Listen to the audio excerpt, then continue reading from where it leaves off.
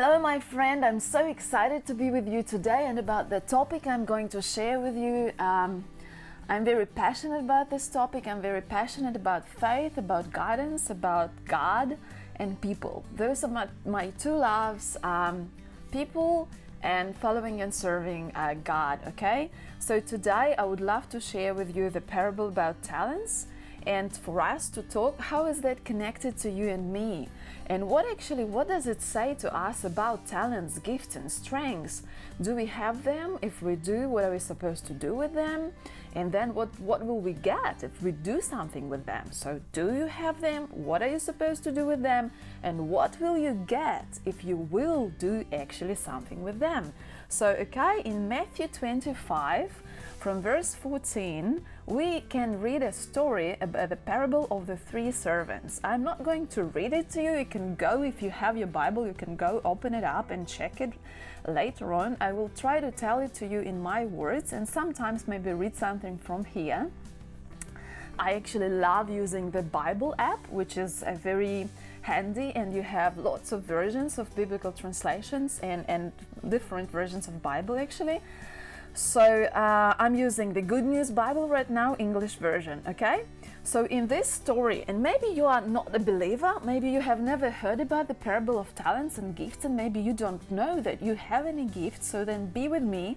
I believe this can be something interesting and maybe even life-transforming for you, okay? It was for me at some point of my life. So first of all, from this parable, what happens? We see that the master is going away and leaving his, let's say, business, in our words, to three servants, to three employees, okay? And what he does, he goes to the one and gives him 5 talents.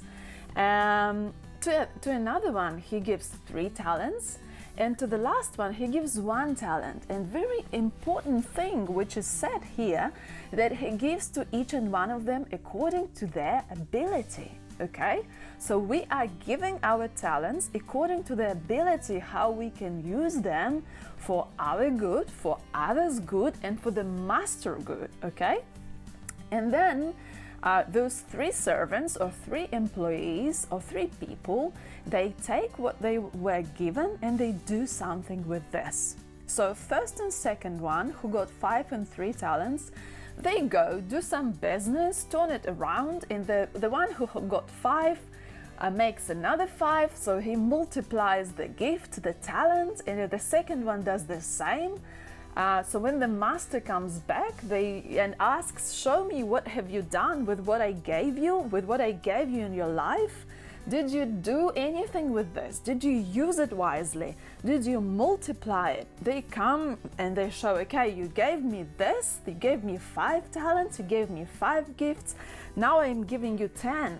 I multiplied it, I went out, I did something, I was brave, I was courageous, and now I'm bringing you more with profit. And second, the same, and the master looks at that and goes and says, oh, good servants, good kids, good people, good employees, come into the joy of your Lord. And the word joy is so important here and powerful. And so you did well, enter into the joy, be with me, let's have some time together, let's live together, let's do more things together. You did well. The third one, who got just 1 talent, out of scarcity, out of fear, that person took the talent, the gift, the life which was given to that person and just buried it in the ground, being afraid that, oh, I just got 1, and if I lose this one, and the master comes back and I have nothing to give back, oh my gosh, what will happen? So out of fear, that person takes the gift, and it can be the gift of life. It can be the gift of communication you have. It can be the gift of influencing others. It can be the gift of empathy. It can be the talent of relationships. It can be the talent of building a business you dreamed of your entire life but never did this because you were afraid of something, afraid of failure, which actually doesn't exist, but the fear is so huge that that person did nothing. And then the master comes and asks, show me what did you do with what I gave to you? They take the gift out of the ground. It's dirty, it's dead, it's unused. You know how things look if we don't use them for years? They look not pretty, they look bad, they look not nice. And that person brings this to the master and says, okay, you gave me this, so take it, I'm giving it back to you. Take it, because I was so afraid of you, that you are so powerful and strong, so I did nothing not to lose this, so I just hide it. It was in a hidden place, so now I could give it back to you. And the master looks at that person and goes, oh, you, you know, like, and gets a bit even angry and like, you did nothing with the gift I gave you. Get out of my sight. Just disappear. And yeah, and those are horrible words. And then another part which comes there, that gift which was not used by unfaithful servant is taken and given to the faithful ones, to the ones who did something with their talents, with their life, if we would want to say so. And the master says, get this servant, get this person, and take out of my sight, into the sorrow and the difficulty of life and into the suffering. Because, and this is not the master who's causing the suffering to that person. This is the choice of the person. Because if we don't choose to live fully, if we don't choose to fulfill our potential, we suffer. Because our nature is to fulfill ourselves, is to serve, is to take risks, is to be guided by love, not by fear. And if we are guided by fear, we cannot feel joy, we cannot feel love. So this is not the Lord or the Master who causes the suffering, or this is the punishment. This is what we do to ourselves when we, out of fear, don't use what is given to us out of love. Okay? And another part of this parable is that he takes the gift of that person and gives it to those who knew how to use theirs. And then it says, because to those who have a lot will be more given, and to those who had nothing and did nothing, even whatever they have will be taken and given to those who know what to do with it. Wow! What does it say to us? First, it says to us, to you and to me, that we all have something given to us. We all have gifts and talents, and this is our task, to understand them, to unlock them, and to use them. We all have dreams. We all have something we want to accomplish and to achieve in life. And the Bible actually says that wanting and dreaming and these desires I put into your heart. Desire, from that Latin, that means coming from the stars, coming from upstairs.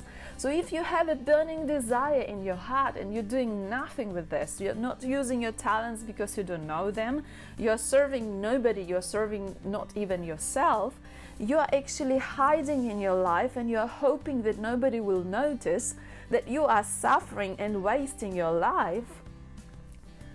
Whew, those are strong words, but you know they're truth. It's time for you to wake up, to come out of the dust, to shake that out of your life, out of your body, and come out of fear into love and give yourself a little chance to start shining and using who you are, because you are so beautiful. And me and you, we were created to shine and to be ourselves in our full potential, in using our talents and gifts and nurturing our values and following our dreams. And by doing so, and a quote which I love can be fulfilled, that you are the light and salt of the world. And nobody puts the light under the table, but they put it on the table that others could have a look at it and say, wow, how do you do this? And this is how you glorify your Father who is in heaven, because everything good you have in your life is not coming from you, it's coming from upstairs as a blessing and a grace. And your task and my task is just to receive it, be grateful, rejoice, use it, have fun with it, and show others that they can do exactly the same. So, if you don't know your gifts and talents yet, if you're hiding somewhere, being afraid of some challenges and failures and maybe a little bit of life, it's time to stop it, okay? Subscribe my channel, follow me if you want to get more inspirational